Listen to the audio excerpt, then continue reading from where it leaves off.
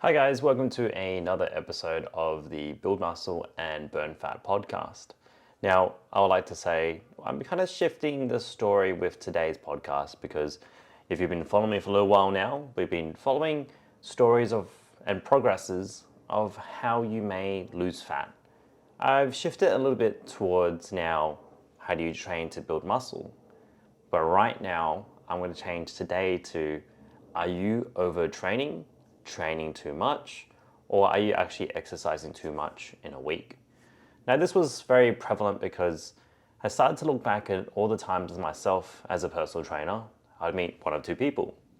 I'll meet the person who's never exercised in their life, and most of them actually fail because they believe that they need to train too much. Then I'd meet the person who is exercising too much and done it for a long period of time but not getting any progress. So this is going to benefit both people, and I've got my trusty little notepad of all the things I wanted to mention for you guys, because this one is quite an important one, because like anything what we do, we get really excited and we want to implement it straight away and we want to do it every single day. But there's always going to be that sweet spot where you're going to benefit a little bit more by doing it correctly and slowly. Now, I can think off the top of my head at least one story where I've met one guy who's 130 kilos. He's put on those 35 kilos in the last 3 years. And it kind of goes into another story and another lesson where he kept saying that he knew what he was doing, but wasn't taking action. So to know and not know is to not do, or to know and not do means to not know. But that's besides the point. We're talking to this person and he said, you know what, every single day I used to walk 10 kilometers. 10 kilometers, that's a lot. Do you still do it? He goes, no. I said, well, why don't we just start, because you haven't trained in 3 years, and let's just start with the minimal amount to help you still get results. So we just train 4 days a week and we'll work on your nutrition. And no. On top of that, I'm also going to walk 10 kilometers. Well, that makes no sense. You're going to be training for 45 minutes per day. You're going to be walking for another hour and a half every single day. Where is your time to rest? This is why I'm talking about exercising too much is actually bad for you. And maybe you think to yourself, if I did a little bit and I got some good results, surely if I did more, I'm going to get more results. From 12 years of training and 12 years of being a trainer, trying to fast forward the progress has never worked for anybody long term. Of course, there's some people who are in that top bracket where they're really consistent and they need to push it a little bit harder to get those results. But if you were that person, you wouldn't be listening to this podcast. You're here to listen because we're teaching you, or I'm here to teach you, sustainable, long-term techniques to help you have a great lifestyle and relationship with food. So today I'm going to teach you what things you need to look out for. Because I've got another person I can think of on top of my head that I used to train back in the day, where it came a little bit almost dangerous because she was a mother of 3 and she didn't really know what she was doing, but she questioned everything I did. And I don't mean it in a nice way. She just kind of threw it to the side. No, Sean, you don't know what you're doing. And to give you a bit of context, knee injuries. And I said to her, hey, look, we need to look after you long term. Can you please look after your knee injuries by doing the rehab exercises I give you? 5 minutes, might I add, every single day. Then we can start to integrate more exercises to help you.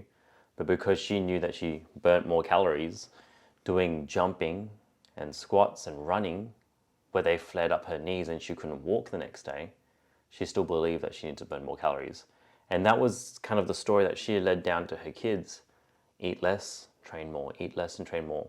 Even though we educated her as much as we could about trying to actually train the right amount, look after your joints in long term, and actually lose weight in the most amount of food. So maybe we want to avoid that situation where you can start to learn, because when you pass down information downwards, and I'm trying to make sure I do that to you guys, learning from my mistakes, that you can share helpful, long-term, useful information so that you don't, and I really doubt anyone out there wants to send down information that is harmful. So let's make sure we can get this going. So maybe you're a person who has train too much, and how do we identify this? First of all, we need to find out how many days of rest you're getting. And before we do this, I'm going to go into that another time later on in this podcast. We're going to find out what your goal is. Because if you're training every single day, you're kind of like a dog. And if you've ever done this before, you're going to throw 2 tennis balls and then end up trying to chase both and you get absolutely nothing. Identify what time of the season it is or what phase you are trying to chase. What exactly is your goal? Is your goal to become a great basketball or a great squash player, a cyclist? Or are you actually there to focus on aesthetic-based goals, strength-based goals, training to make sure that you can get the most out of it?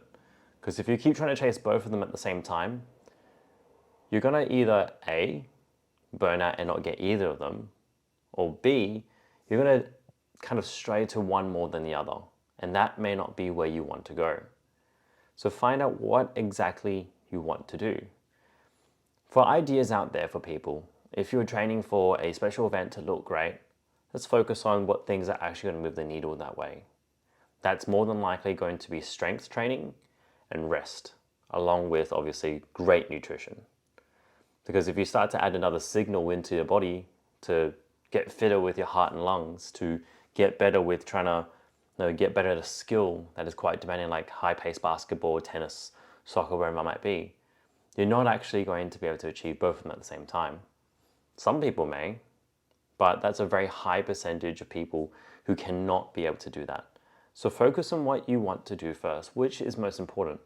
Does it have to be permanent? No, but you need to find out how long do you have. So if you've got 12 weeks to a special event, let's focus those 12 weeks to what that special event might be. So you don't get distracted with other things. This is going to be the best way moving forward. You don't want to be a person who's trying to burn fat, burn fat and trying to gain muscle at the same time.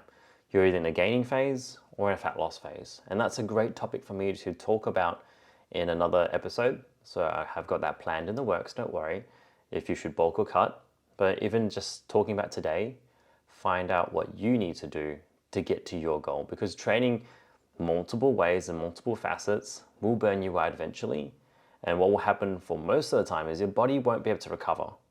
So you need to find out what you need to do. And if you've got a coach, obviously, that can help you out too. Once you've done that, now we're going to start to scan the method. So for a lot of people, they think that it's about the training days that matter most, which is actually not quite as accurate as you may think. When I'm writing programs for people, the first thing that I identify is, when can you rest? For most people, they think that the training days are more important, but you actually get most of your benefit after training outside of the gym. That's right, you don't actually grow in the gym. Imagine if you were curling a bicep or training your squats and your legs start to grow as you squat. Doesn't quite work like that. Yes, blood flows into it, it looks different, and you get some of that blood pump, but the actual growth and benefit happens from when you sleep. This is why we start to actually program rest days first when we write programs. And then from here, we're going to find out how many days of the week can you train. You're going to have, say, 4 days a week, and each of those days will have a different style of training. Now, obviously, this gets into more the programming side. For those of you out there who would want to know this, it's good to know. For those of you who don't want to write your own programs, well, that's why you have programs that you can purchase. And a good program will make sure that each of those days will look after different parts. So you may have some days where high impact or low impact. This is why I don't really appreciate or don't really recommend programs where you're doing HIIT training and jumping every single day. Because if we're looking at different types of forces on your joints, that's a lot of impact, and that starts to build up.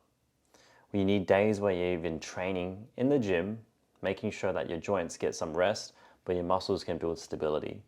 Now, for those people who are listening to this program, we're not really talking about strength and conditioning in the sense of training for programs in sports, but if you happen to be someone who also trains for a sport, play a sport on the side of your training program, you want to be looking into this. And this is the same as what I would do for myself. I always make sure I have rest days.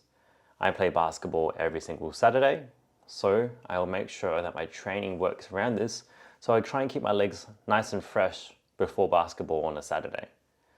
That way on the Sunday where I feel like I'm getting a little bit more beat up, I still want to train, but I'm going to work on something else because I'm working on my legs when I'm playing basketball technically on a Saturday.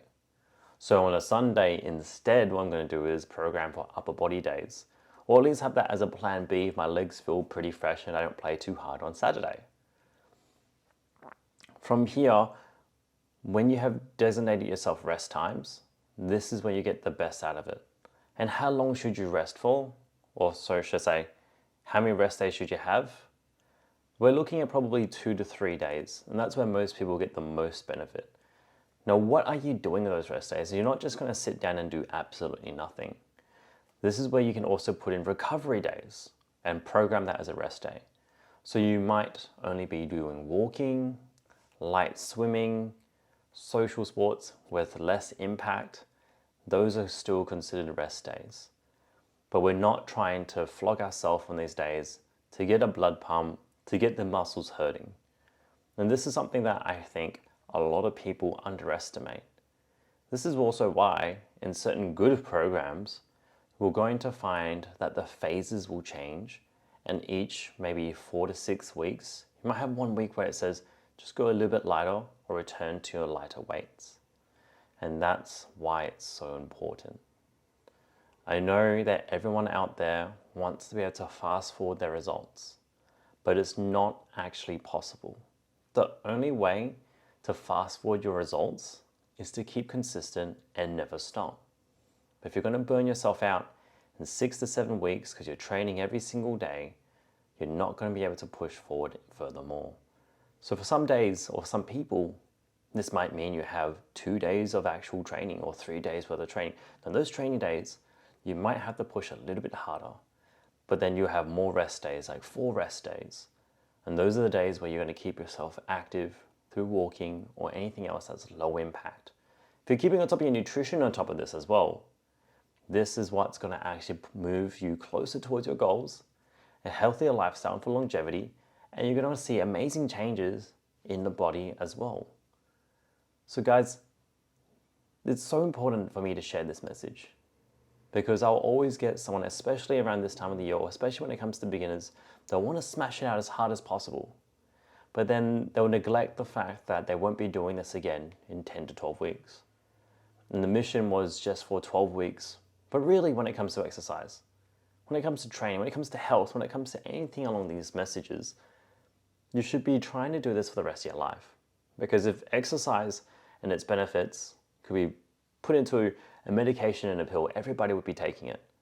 But we don't need it to, because all we need to do is exercise 2 or 3 times per week, do it a little bit safer than you think. There's no need to jump and run unless you feel like that's necessary for your actual goals. But we just need to train smarter. Lift appropriately, let yourself rest, analyze what you want to do with it, because you're going to have different goals in different parts of your life. And before I ramble for too long, I hope this was useful to you guys.